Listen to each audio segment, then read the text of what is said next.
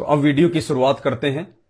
विशेषकर परमपिता परमेश्वर सतगुरु रामपाल जी भगवान के सभी शिष्याओं से विशेषकर जो साध संगति से जुड़ी हुई हैं, उनसे दास हाथ जोड़ के प्रार्थना करेगा। भाई और बहनों, आज का वीडियो बहुत ही महत्वपूर्ण है। खाना नहीं खाया है तो बाद में खा लेना। खाना बना रहे हो तो बनाते बनाते सुनो, तो बहुत ध्यान से सुनो। आज के वीडियो का एक भी शब्द छूटना नहीं चाहिए। कहे कबीर सुनो वही साधो, मैं तो हूं विश्वास में। ये विश्वास सतगुरु रामपाल जी भगवान के द्वारा दास को निमित्त बना के साध संगति के माध्यम से उन आत्माओं का बढ़ाया जा रहा है जिन आत्माओं को परमात्मा ने चुन लिया है और जिन आत्माओं को परमात्मा हीरा बनाना चाहते हैं। 2028 तक परमात्मा उन आत्माओं को सकुशल पहुंचाना चाहते हैं, क्योंकि मजाक नहीं चल रहा। मजाक कर रही है दुनिया।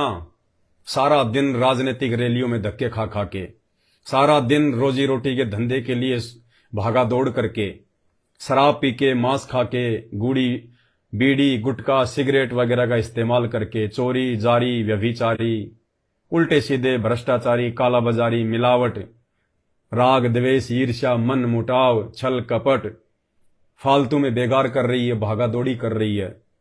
ना उन्हें भक्ति का पता, ना भगवान का पता, ना उन्हें अगले एक सेकंड का पता। मरने के बाद कहां जाएंगे, हमारा क्या होगा, ये बेटा बेटी पहले कहां थे, आगे कहां जाएंगे, तू कहां जाएगा। वो केवल अपने पेट पोषण के लिए सारा दिन भागा दौड़ी कर रहे हैं और एक विशेष मिशन को परमात्मा अपने सत्सेवक बच्चों के माध्यम से आगे बढ़ा रहे हैं। और आने वाले समय में जिस प्रकार आज एक राजनेता के पीछे पूरी दुनिया दौड़ती है, जितनी उसकी इज्जत है, उससे कहीं गुना ज्यादा जब हम ये पड़ाव पार कर लेंगे 2028 का और सकुशल परमात्मा के साम्राज्य में पहुंच जाएंगे, यानी सतगुरु रामपाल जी भगवान के उस असली कल्कि भगवान के हिसार जेल से बाहर आने तक यदि हम टिके रहे विश्वास के साथ, तो उसके बाद वो इज्जत परमात्मा के बच्चों को मिलेगी। बड़े बड़े नेता, बड़े बड़े राजनेता हाथ जोड़ते हुए नजर आएंगे, शीश झुका के सत्साहिब करेंगे, हमारे से सलाह मशवरा किया करेंगे, परमात्मा के विषय में चर्चा किया करेंगे। और ये सब कुछ आने वाले 3 से 4 वर्षों में घटित हो जाएगा अचानक। और इन सब बातों की भविष्यवाणियां हमारे ही धर्म ग्रंथों में लिखी हुई हैं। उन धर्म ग्रंथों में से एक धर्म ग्रंथ है बाइबल। बाइबल में उस परमेश्वर ने, कौन से परमेश्वर ने, एक ही परमेश्वर है दुनिया का, दूसरा कोई परमेश्वर नहीं है। और वो परमेश्वर है कबीर देव, कबीर साहब, जो चारों युगों में आता है। सृष्टि नहीं थी, उससे पहले भी था, और सृष्टि नहीं रहेगी, उसके बाद भी रहेगा। सतगुरु आदि अनादि है, सतगुरु मध्य है मूल, सतगुरु को सिजदा करूं एक पलक नहीं भूल। ये पूर्ण ब्रह्म है, सतगुरु पूर्ण ब्रह्म है, सतगुरु आप अलेख, सतगुरु रमता राम है, इसमें मीन न मेख। वैसे तो बाइबल में जो बातें लिखी गई हैं, बाइबल की जो शिक्षाएं हैं, वो ईसा मसीह जी के द्वारा अपने भक्तों को बताई गई थी।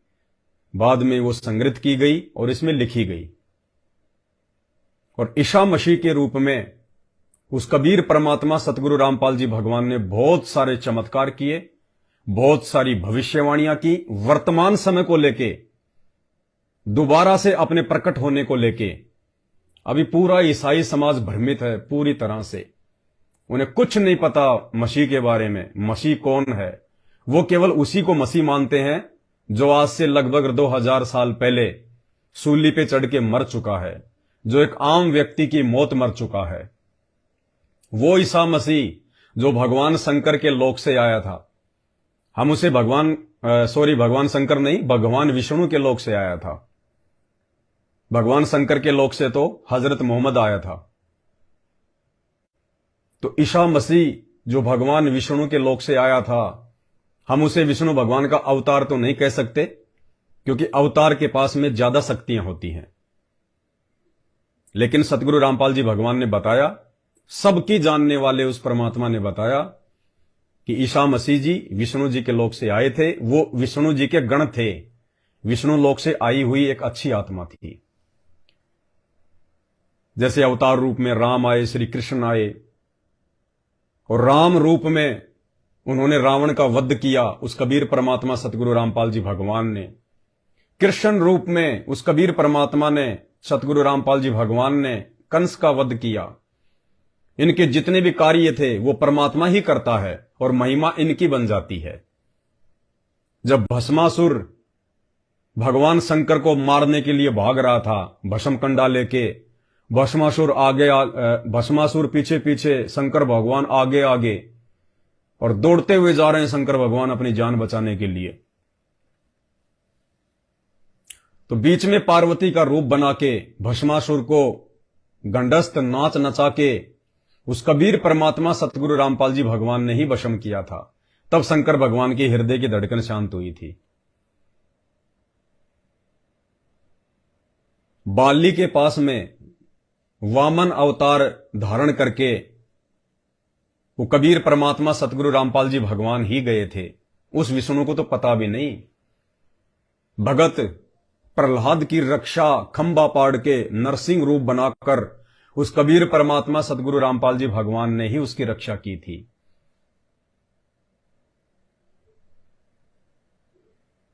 यही कबीर परमात्मा जो आज धरती पर सतगुरु रामपाल जी के रूप में प्रकट हैं, इसी परमात्मा ने बाइबल में यीशु मसीह के रूप में भविष्यवाणियां की हुई हैं।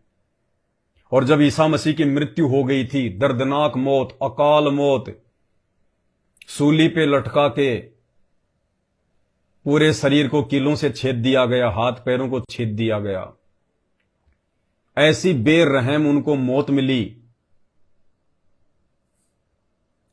उस कबीर परमात्मा को पता था इस बात का कि इसकी मौत को देखकर लोग भक्ति से दूर हो जाएंगे, दुनिया में कोई भक्ति नहीं करेगा। जितनी इसने लोगों को शिक्षाएं दी हैं, सारी शिक्षा इसकी फेल हो जाएगी, और लोग ये सोचेंगे जब हमारे मसीह की ऐसी मौत हुई है तो उनकी भक्ति से हमारा क्या होगा। जब यीशु मसीह ऐसी मौत मर रहा है, बेमौत, अकाल मौत, दर्दनाक मौत, पीड़ादायक मौत, आपको कोई छोटी सी कील चुभो दे तो कितना पीड़ा होती है, और उसको तो छाती में, हाथों में, पैरों में कील ठोक के छोड़ दिया गया था। पता नहीं कितने दिन में जाके भुगत भुगत के मरा था। तो उस कबीर परमात्मा अल्लाहू अकबर को, संत रामपाल जी भगवान को इस बात का पता था कि दुनिया भक्तिहीन हो जाएगी, लोगों की श्रद्धा, आस्था, विश्वास भगवान से हट जाएगा, क्योंकि ये काल ऐसे ही ड्रामे करता है। पहले तो अपने अवतारों से, अपने गणों से चमत्कार करवा देता है उनको शक्ति देके, और लास्ट में उनकी ऐसी दुर्गति से मौत करवाता है कि दुनिया फिर उसका नाम भी लेना छोड़ दे। इसलिए वो कबीर परमात्मा, वो दयालु मालिक इस भक्ति को बनाए रखने के लिए, लोगों की भक्ति में आस्था को बनाए रखने के लिए उन अवतारों का रूप धारण करके वो परमात्मा को चमत्कार कर देता है, जिससे लोगों की आस्था पुण्य भक्ति में बनी रहती है।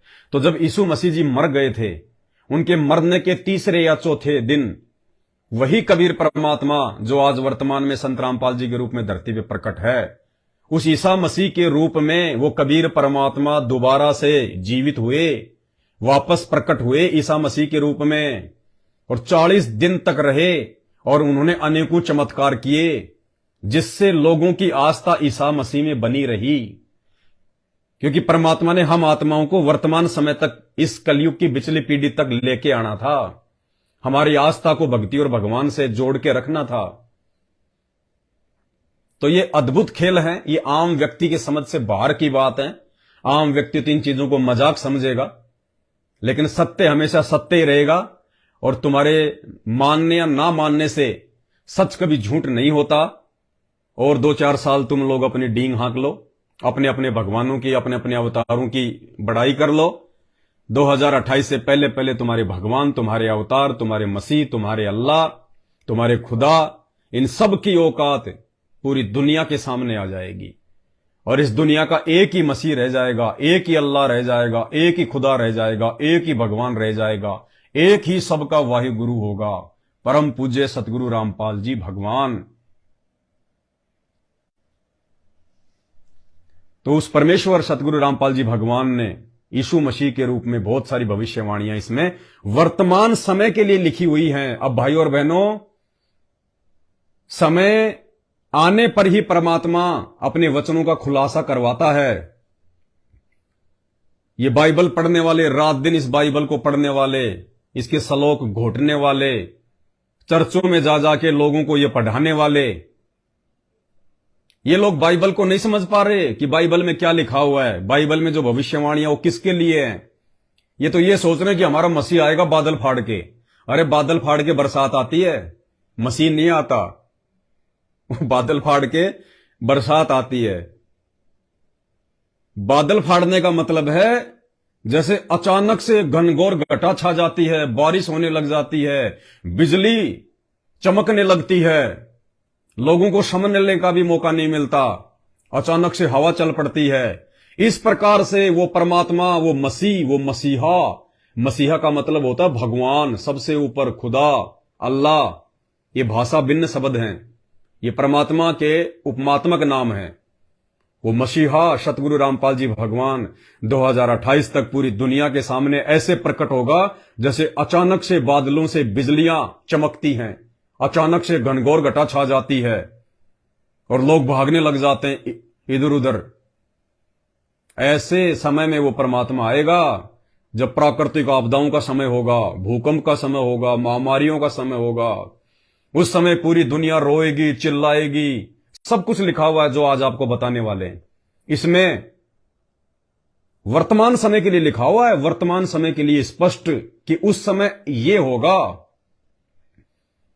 अगर ये बातें उस समय घटित होनी शुरू हो जाएं तो समझ लेना कि वो मसीहा के आने का समय है, वो मसीहा के दुनिया के सामने प्रकट होने का समय है। वो कल की भगवान जिसके विषय में यूट्यूब पे लोग उसको खोज रहे हैं, उसको सर्च कर रहे हैं। कोई कहता है मैं कल की, कोई कहता है वो कल की, कोई कहता है वो कल की आ चुका है, प्रकट हो चुका है, वो गुप्त रूप से अपनी लीलाएं कर रहा है। वो कल की, वो मसीहा, वो शब का खुदा अल्लाह भगवान, वो सतगुरु रामपाल जी हैं, सतगुरु रामपाल जी।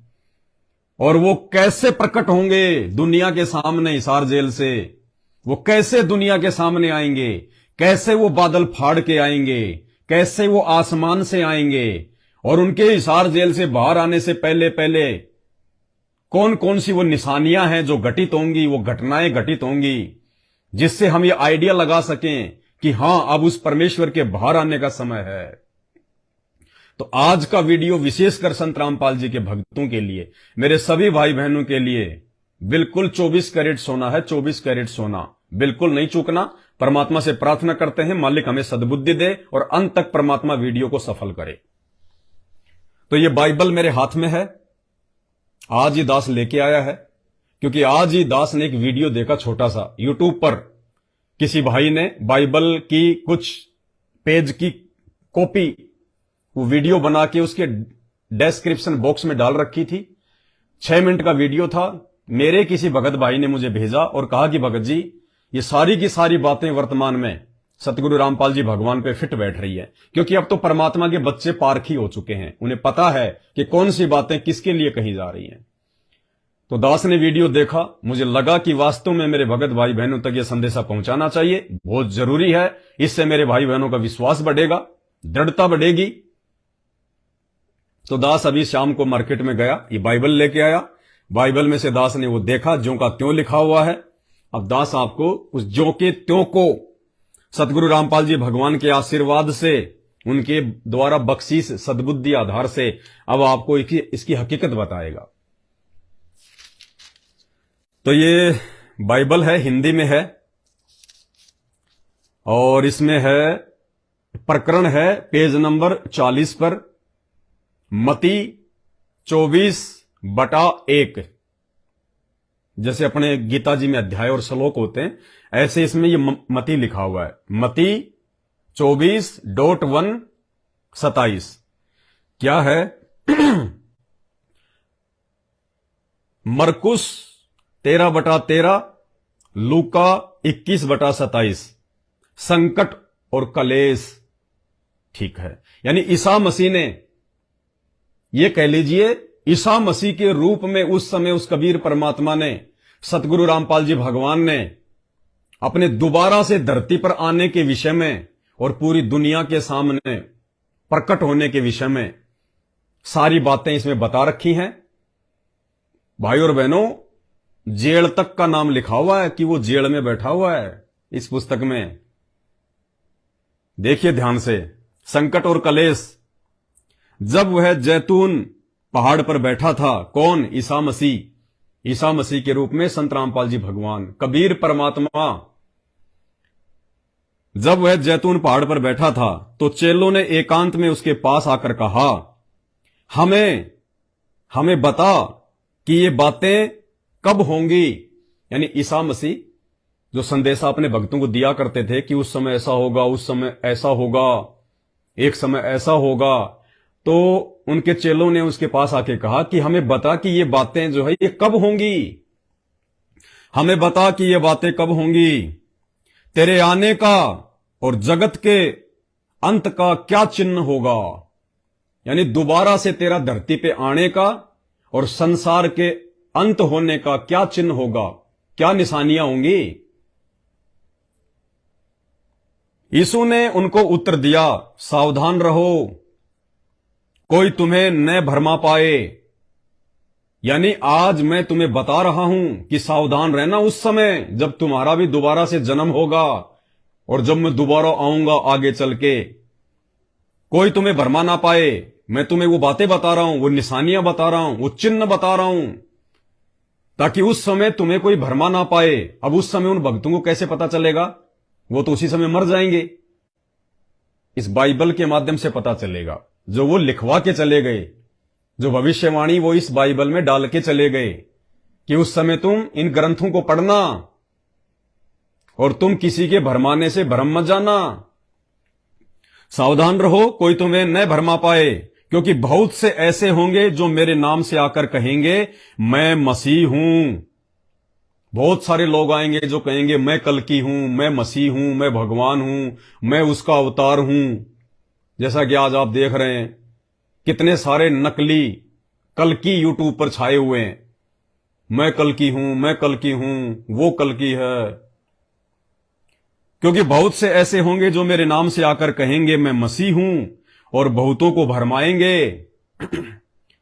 तुम लड़ाइयों और लड़ाइयों की चर्चा सुनोगे तो घबरा न जाना, क्योंकि इनका होना आवश्यक है। परमेश्वर ने कहा कि उस समय जब मैं दोबारा आऊंगा, यानी 8 सितंबर 1951 को वो मसीहा संत रामपाल जी भगवान धरती पे प्रकट हुए, जिसे ईसाई भाई अपना यीशु समझ रहे हैं। तो उन्होंने क्या कहा कि जब मैं पूरी दुनिया के सामने जब मैं प्रकट होऊंगा धरती पर आकर, यानी अब आने वाले समय में जब संत रामपाल जी भगवान पूरी दुनिया के सामने प्रकट होंगे, उस समय से पहले की ये बातें हैं। क्या कह रहे हैं? तुम लड़ाइयों और लड़ाइयों की चर्चा सुनोगे। जैसे आप सुन रहे हो आजकल लड़ाइयों की चर्चा, यूक्रेन और रशिया, इतने दिनों से युद्ध चल रहा है, पूरा विश्व धीरे धीरे दो खेमों में बढ़ता जा रहा है। अफगानिस्तान के ऊपर एक देश ने ही पूरा जो है कब्जा कर लिया। तुम लड़ाइयों और लड़ाइयों की चर्चा सुनोगे तो घबरा न जाना। परमेश्वर सतगुरु रामपाल जी भगवान ईसा मसीह के रूप में आप और हमें वर्तमान में सचेत करने के लिए कह रहे हैं इस बाइबल के माध्यम से। तुम लड़ाइयों और लड़ाइयों की चर्चा सुनोगे तो घबरा न जाना, क्योंकि इनका होना आवश्यक है कि वो होंगी लड़ाइयां, परंतु उस समय अंत न होगा। परंतु उस समय अंत नहीं होगा। यानी जब ये लड़ाइयों की जब तुम चर्चा सुनोगे तो ये ना सोच लेना कि बस वो मसीह आ गया, वो मसीह आएगा। नहीं, वो कह रहे हैं वो तो शुरुआत होगी उस समय जब वो लड़ाइयां होंगी, उस समय तो शुरुआत होगी। तो तुम घबरा न जाना, क्योंकि इनका होना आवश्यक है, परंतु उस समय अंत ना होगा, क्योंकि जाति पर जाति और राज्य पर राज्य चढ़ाई करेगा। लोग धर्म के नाम पे लड़ेंगे, जातियों के नाम पे लड़ेंगे। और दास ने एक समय वीडियो बना के, जिस समय हरियाणा के मेवात के नूह में जो दंगा हुआ था, उस समय दास ने एक छोटा सा वीडियो बना के डाला था यूट्यूब पे, और क्या कहा था कि आने वाले समय में भारत देश में गृह युद्ध का सबसे बड़ा कारण कौन बनेगा पता है? नकली सेना। कौन सी नकली सेना? राजपूत करणी सेना, भीम सेना, यादव सेना, ठाकुर सेना, मीणा सेना, विश्व हिंदू परिषद, फलाना संगठन, वो संगठन जिन्होंने अपनी अपनी जातियों की सेनाएं बना रखी हैं। तो दास ने कहा था कि आने वाले समय में देश में ये बारूद के ढेर हैं, ये बारूद के ढेर, कब इनमें चिंगारी लग जाए कोई भरोसा नहीं है। तो वही बाइबल में लिखा हुआ है, क्योंकि जाति पर जाति और राज्य पर राज्य चढ़ाई करेगा। ये 2024 इतना आसान नहीं है इलेक्शन, बहुत कुछ होगा। ये संकेत बाइबल में लिखे हुए हैं, क्योंकि जाति पर जाति और राज्य पर राज्य चढ़ाई करेगा, और जगह जगह अकाल पड़ेंगे और भूकंप होंगे। जगह जगह अकाल पड़ेंगे और भूकंप होंगे। ये तो शुरुआत होगी। परमेश्वर कह रहे हैं जब जगह जगह लड़ाइयों की चर्चा शुरू हो जाएगी, लड़ाइयां शुरू हो जाएंगी, अकाल पड़ेंगे, भूकंप होंगे, कहते हैं वो तो शुरुआत होगी, अंत नहीं होगा। और तुम जो है घबरा मत जाना। तो भाई साहब देख लो, भूकंप अफगानिस्तान में भूकंप आया साल भर पहले, तुर्की में कितना बड़ा भूकंप आया, मोरक्को में भूकंप आया, लीबिया पूरा का पूरा देश बाढ़ में बह गया। भारत में क्या हो रहा है, उत्तराखंड में और हिमाचल में क्या हुआ, पानी ने कितनी तबाही मचाई। महाराष्ट्र में क्या हुआ, गुजरात के जूनागढ़ में क्या हुआ। तो कह रहे हैं ये तो शुरुआत होगी उस समय, इतने में घबरा मत जाना, तांडव तो आगे मचेगा। तुम लड़ाइयों और लड़ाइयों की चर्चा सुनोगे तो घबरा न जाना, क्योंकि इनका होना आवश्यक है, परंतु उस समय अंत न होगा, क्योंकि जाति पर जाति और राज्य पर राज्य चढ़ाई करेगा, और जगह जगह अकाल पड़ेंगे और भूकंप होंगे। ये सब बातें पीड़ाओं का आरंभ होंगी, कि ये घटनाएं, अकाल पड़ना, भूकंप का आना, लड़ाइयों का शुरू हो जाना, कहते हैं ये सब बातें पीड़ाओं का आरंभ होंगी। ये तो दुख, परेशानियों और संकट की शुरुआत मात्र होगी। अभी जो है ये तो शुरुआत है। इसीलिए तो दास कह रहा है बार बार वीडियो में, गुरु भगवान के आशीर्वाद से, कि 2028 तक का समय बहुत विनाशकारी है, बहुत भयंकर है। उस समय तक विशेषकर संत रामपाल जी के भक्तों का धैर्य और विश्वास बना रहे, बड़ा मुश्किल है। ये सब पीड़ाओं का आरंभ होंगी, तब वे कलेश देने के लिए तुम्हें पकड़वाएंगे। जैसे जैसे धर्म का प्रचार होगा, ज्ञान का प्रचार होगा, दुनिया हमारे विरोध में आ जाएगी, वे तुम्हें पकड़वाएंगे। देखना काल क्या क्या तांडव मचाएगा, और तुम्हें मार डालेंगे, बहुत ज्यादा दुख देंगे, पीड़ा देंगे। कौन? दुनिया वाले जो काल प्रेरित हैं। किसको? जो मसीहा के नाम पे चलेंगे, उस कल की भगवान के नाम पे चलेंगे, संत रामपाल जी के नाम पे चलेंगे, जो सत्य भक्ति करेंगे, किसी के आगे झुकेंगे नहीं, डरेंगे नहीं, लड़ेंगे नहीं, सच्चाई पे जो अडिग रहेंगे। कहते दुनिया उनके साथ में बहुत ज्यादा बुरा बर्ताव करेगी, और मेरे नाम के कारण सब जातियों के लोग तुमसे बैर रखेंगे। आज जिसको भी पता चल जाता है ये संत रामपाल जी का भगत है, देखो कैसे सींग पहना लेता है। तो परमेश्वर कह रहे कि उस समय मेरे नाम के कारण लोग तुमसे बैर रखेंगे, तुम्हारे रिश्तेदार भी तुमसे बोलना चलना बंद कर देंगे, तुम्हारी यारी दोस्ती भी छूट जाएगी। अगर तुम मेरे वचन पे चलोगे तो उनकी नहीं छूटेगी। जो संत रामपाल जी के भगत भी हैं, भक्ति भी कर रहे हैं, जगत में जाते हैं तो जगत वाले बन जाते हैं, आश्रम में जाते हैं तो भगत बन जाते हैं। उनके साथ नहीं, उनके साथ जो सच्चे विश्वासी होंगे। सच्चे विश्वासी का मतलब जो अपने गुरु के पद चिन्हों पे चलेगा, पूर्णतः मर्यादाओं में रह के चलेगा, उनके साथ में, उसके गुरु के नाम से भी लोग उनसे नफरत करेंगे, बैर करेंगे, और तुम्हें मार डालेंगे, और मेरे नाम के कारण सब जातियों के लोग तुमसे बैर रखेंगे। तब बहुत से ठोकर खाएंगे। उस समय बहुत सारे भगत डगमग हो जाएंगे, ठोकर खाएंगे, विश्वास टूट जाएगा उनका, और एक दूसरे को पकड़वाएंगे। भगत ही भगत के साथ में धोखा करेगा, चुगली करेगा कि तू उसको पकड़वा दे, तेरे को छोड़ देंगे हम। तो बहुत सारे लोग ऐसे होंगे, बहुत सारे भगत ऐसे होंगे, वो डर जाएंगे, भयभीत हो जाएंगे और एक दूसरे भाई बहनों को पकड़वाएंगे उन काल प्रेरित लोगों के हाथों। तब बहुत से ठोकर खाएंगे और एक दूसरे को पकड़वाएंगे और एक दूसरे से बैर रखेंगे। दुश्मनियां भी बढ़ेंगी आने वाले समय में भक्तों की आपस में। ये भविष्यवाणी संत रामपाल जी भगवान और उसकी संगत के लिए है, क्योंकि वर्तमान में धरती पे वो कल की भगवान संत रामपाल जी है। ये दुनिया पागल है, मूर्ख है, अज्ञानी है, ये समझे ना समझे। हम वीडियो दुनिया वालों के लिए नहीं बनाते, ये दास वीडियो बनाता है अपने भगत भाई बहनों के लिए, ताकि 2028 तक का सफर वो पार कर लें, उनमें दृढ़ता आए, उनमें विश्वास बढ़े।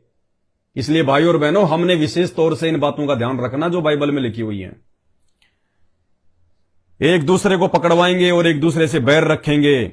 बहुत से झूठे भविष्यवक्ता उठ खड़े होंगे और बहुतों को भरमाएंगे। बहुत सारे झूठे भविष्यवक्ता भी खड़े हो जाएंगे। जैसे एक तो संजय खड़ा हो गया हिमाचल में, और बहुत सारे ये खड़े हो गए। सतलोक आश्रम मैनेजमेंट हरियाणा ने जितने भी आश्रम खोल रखे हैं, सब अपने अपने आश्रम के प्रचार में लगे हुए हैं। कुरुक्षेत्र वाला कहता है कि गुरुजी हरियाणा में आएंगे, कुरुक्षेत्र में आएंगे। धनाना वाले कह रहे हैं बस गुरुजी तो यहीं आएंगे। एक राजस्थान के सोजत में है एक, उन्होंने तो एक वाणी बना रखी है कि मंडोर से इतना कोस, पाली से 7 कोस, सोजत से 21 कोस, और वहां आएगा जगदीश। ऐसी कुछ वाणी बना रखी है उन्होंने कि यहां आएगा जगदीश, संत रामपाल जी यहां आएंगे इस आश्रम में। और अब वो धनाना में आश्रम बन गया, अब वो जगदीश धनाना चला गया, हरियाणा चला गया। तो बहुत सारे भविष्यवक्ता उठ खड़े होंगे, बहुत से झूठे भविष्यवक्ता उठ खड़े होंगे और बहुतों को भरमाएंगे। आज भरमा रहे हैं संगत को ये ज्योति पाठ दान धर्म के नाम पे, राजनीतियां करवा करवा कर, रक्तदान दे दान के नाम पे हैं, राजनेताओं को इन आश्रमों में बुला बुला के सारे उल्टे कर्म करवाए जा रहे हैं भक्तों से। कोई भक्ति का पाठ नहीं पढ़ाया जाता, मर्यादाओं के विषय में कोई बात नहीं बताई जाती, कोई साध संगतियां नहीं होती, कोई परमात्मा की कोई ज्ञान चर्चा नहीं होती। अरे लाखों की संख्या में जहां पे लोग इकट्ठे होंगे वहां भक्ति नहीं हो सकती, वहां पे ड्रामा होता है, पाखंड होता है। अधर्म के बढ़ने से बहुतों का प्रेम ठंडा पड़ जाएगा। यानी अब 2023 के बाद 2028 तक धीरे धीरे जब ये विनाशकारी परिस्थितियां उत्पन्न होंगी, अधर्म बढ़ेगा, तो कहते हैं बहुत सारों का विश्वास डगमगा जाएगा। अधर्म के बढ़ने से बहुतों का प्रेम ठंडा पड़ जाएगा। यानी जो ये कहते हैं ना कि मेरी तो चाहे गर्दन कट जाए, मैं इस मार्ग को नहीं छोड़ सकता, मैं संत रामपाल जी को नहीं छोड़ सकता, तो कहते हैं अधर्म के बढ़ने के कारण बहुत सौ का विश्वास ठंडा पड़ जाएगा। वो ये कहने वाले या तो दूसरे पंथों में भाग जाएंगे या अपने घर पे चुपचाप बैठ जाएंगे कि अपने तो वही कर लो जो अपने बाप दादा करते आ रहे हैं। अधर्म के बढ़ने से बहुतों का प्रेम ठंडा पड़ जाएगा, परंतु जो अंत तक धीरज धरे रहेगा उसी का उद्धार होगा। ये ईसा मसीह के रूप में वो कबीर परमात्मा आगे की जानकारी दे रहा है उन भक्तों को। जब वो भगत उनसे पूछ रहे थे 2500 साल पहले कि उस समय क्या निशानियां होंगी, क्या पहचान होंगी, हमें बताओ, तो संत रामपाल जी भगवान अर्थात वो कबीर परमात्मा ईसा मसीह के रूप में जैतून के पहाड़ पर बैठकर उन भक्तों को वर्तमान समय की बातें बता रहा है कि क्या क्या होगा उस समय। परंतु जो अंत तक धीरज धरे रहेगा उसी का उद्धार होगा। अब धीरज कौन धर के रखेगा भाई? वो धर के रखेगा जो मर्यादा में होगा। और मर्यादा कौन निभा सकता है? जिसको ज्ञान समझ में आ गया होगा। अब 2 पार्ट हैं संत रामपाल जी की संगत में। अब किसको ज्ञान समझ में आया है और किसने गुरु को भगवान मान लिया है, कौन सात संगतियों के माध्यम से निरंतर आगे बढ़ रहा है और कौन उन आश्रमों में यही नहीं पता चलता कि राजनेता कौन है, भगत कौन है, सब मिक्सअप हो रहे हैं। और राज्य का यह सुसमाचार सारे जगत में प्रचार किया जाएगा। और संत रामपाल जी भगवान का ज्ञान कि परमात्मा कौन है, परमात्मा कौन है, मोक्ष कैसे होगा, यह समाचार पूरे संसार में प्रचारित किया जाएगा कि सब जातियों पर गवाही हो। यानी सभी तक, जब तक सभी जाति और धर्म के लोगों तक संत रामपाल जी का ज्ञान, संत रामपाल जी की जानकारी नहीं पहुंच जाएगी, तब तक वो अंत का दिन नहीं आएगा। यानी परमात्मा किसी को भी ये कहने के लायक नहीं छोड़ेगा कि हमें तो किसी ने बताया नहीं कि आप परमात्मा थे, आप सच्चे गुरु थे, आप ही सतलोक की जानकारी बता रहे हो, आप ही लोगों का उद्धार करोगे। तो कहते हैं सब तक पहले, अब देखो कितनी तेजी से प्रचार प्रसार हो रहे हैं, तो कहते हैं सब तक पहले ये जानकारी पहुंचेगी उस मसीह के बारे में, उस कल्कि के बारे में, उस परमात्मा के बारे में, सबको जानकारी दी जाएगी, ताकि जब वो विनाश का समय शुरू हो जाए, भयंकर तांडव वाला, और उस समय जब लोग ऊपर हाथ कर करके रोएंगे, दौड़ेंगे, देखना आगे कितनी भयंकर परिस्थितियां पैदा होंगी। उस समय वो भगवान भगवान पुकारेंगे, अल्लाह अल्लाह पुकारेंगे, मसीह मसीह पुकारेंगे। तो परमात्मा कहते हैं उस समय फिर कोई किसी प्रकार की सहायता नहीं होगी, क्योंकि उससे पहले मैं अपने आने की जानकारी, अपने प्रकट होने की जानकारी कि पूर्ण संत कौन है, भगवान कौन है, असली ज्ञान क्या है, ये ईसा मसीह कौन था, हजरत मोहम्मद कौन था, राम और कृष्ण कौन थे, नानक कौन था, ये सारी जानकारी उन लोगों तक मैं पहुंचा चुका हूंगा अपने भक्तों के माध्यम से। जो समझ जाएगा वो समझ जाएगा, जो नहीं समझा उस समय फिर उसकी पुकार नहीं सुनी जाएगी। अतः उस महाविनाशकारी समय से पहले पूरी दुनिया में यह सुसमाचार पहुंचाया जाएगा और राज्य का यह सुसमाचार सारे जगत में प्रचार किया जाएगा कि सब जातियों पर गवाही हो, तब अंत आएगा। यानी जब ये ज्ञान पूरे विश्व में एक बार पहुंच जाएगा संत रामपाल जी का, सबको जानकारी हो जाएगी, उसके बाद वो अंत का दिन आएगा, ताकि बाद में कोई ये ना कहे कि मुझे किसी ने बताया नहीं। महासंकट का आरंभ। जो छत पर हो वह अपने घर में से सामान लेने को ना उतरे। कहते हैं ऐसी भयंकर परिस्थितियां पैदा हो जाएंगी, यदि तुम किसी कारण से डर के, भयभीत होके, या भयंकर बाढ़ से या भूकंप से अगर तुम अपने घर की छत पे चढ़ गए हो जान बचाने के लिए, तो कहते हैं वापस घर के नीचे मत उतरना, वरना इतना भी समय नहीं मिलेगा संभलने का। जो छत पर हो वह अपने घर में से सामान लेने को ना उतरे, और जो खेत में हो वह अपना कपड़ा लेने को पीछे न लौटे। जो खेत में हो यानी अपना कोई काम धंधा कर रहा हो, कोई बिजनेस कर रहा हो, व्यापार कर रहा हो, तो उस समय वो परिस्थितियां पैदा होंगी, वो ये ना सोचे कि पीछे मेरे परिवार का क्या आ रहा होगा, मेरे बच्चों का क्या होगा, उनके साथ में क्या बीतरी होगी। कहते हैं जान बचाने के लिए भाग लेना आगे, पीछे मुड़ के मत देखना। पीछे वालों को पीछे वाले देख लेंगे। अगर तू पीछे को दौड़ पड़ा तो तू भी आपत्ति में फंस जाएगा।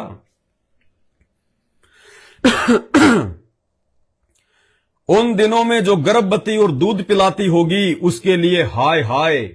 देखो क्या लिखा हुआ है कि उस प्राकृतिक आपदाओं के समय में, उस अंत के समय में जो गर्भवती और दूध पिलाती होगी, यानी कोई गर्भवती माता बहन होगी, या कोई दूध पिलाती यानी जिसके छोटे छोटे बच्चे होंगे, कोई 2 महीने का, कोई 6 महीने का, कोई साल भर का, कहते हैं उनके ऊपर हाय हाय।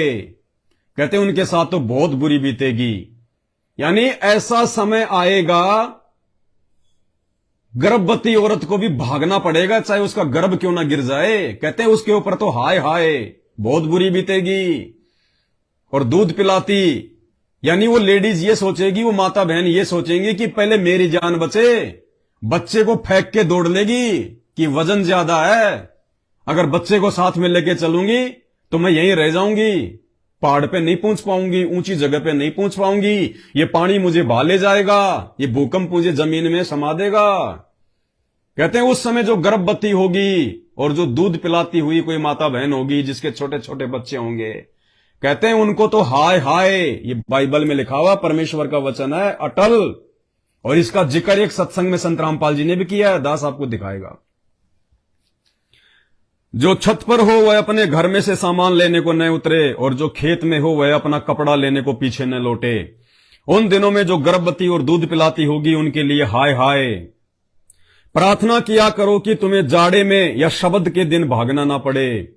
कहते हैं परमात्मा से ये प्रार्थना करना कि जब वो आपत्तियां आए उस समय जाड़े का दिन ना हो, सर्दियों का दिन ना हो। अरे गर्मी में तो कहीं भी लेट जाएंगे रात को, चाहे कपड़े हैं या नहीं है। तो परमात्मा कह रहे हैं कि भगवान से दुआ करना कि जब वो आपत्ति का समय आएगा और तुम्हारे को भागना पड़ेगा उस समय सर्दियों का टाइम ना हो।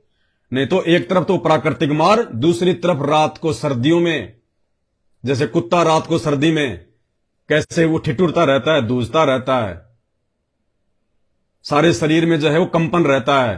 कहते हैं ये शुक्र मनाना कि परमात्मा जब वो आपत्ति आए उस समय सर्दियों का दिन ना हो, शबत का दिन ना हो,